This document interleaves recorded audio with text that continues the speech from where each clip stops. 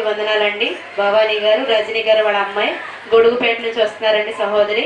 మరి పాపకైతే మరి కిడ్నీలో స్టంట్ వేసారంటండి 3 సంవత్సరాల క్రితం. మరి అది చర్మలో కలిసిపోయి ఇన్ఫెక్షన్ అయిందంట. మరి డాక్టర్లు అయితే 5 ఆపరేషన్ పడతాయి అని చెప్పారంటండి డాక్టర్లు. మరి ఆమె ఎవరో చెప్పగా యెహోవా అగ్నిజల ప్రార్థనా మందిరానికి ఆమె వస్తున్నారండి. మరి ఆపరేషన్ అయితే వైజాగ్లో చేయాలి, కాకినాడలో చేయాలి, హైదరాబాద్లో చేయాలని డాక్టర్లు అయితే చాలా సీరియస్గా చెప్పారంట. మరి ఆపరేషన్ చేసినా పాప బతుకుద్దో లేదో మేము గ్యారంటీ చెప్పలేమని కూడా అన్నారంట.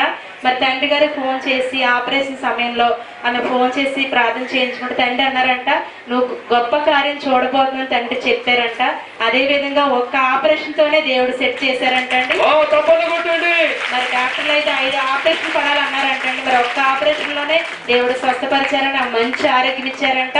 మరి ఆమె వాంతులు అయిపోయి ఉంటుంది బెడ్ మీద, చాలా విపరీతమైన వాంతులు, మరి చాలా ఇబ్బందికరమైన పరిస్థితిలో మరి తండ్రి గారికి ఫోన్ చేసి ప్రార్థన చేయించుకున్నప్పుడు దేవుడు స్వస్థ ఇచ్చారంటాడు. దేవుడు సాక్షిని దీవించిన గాక.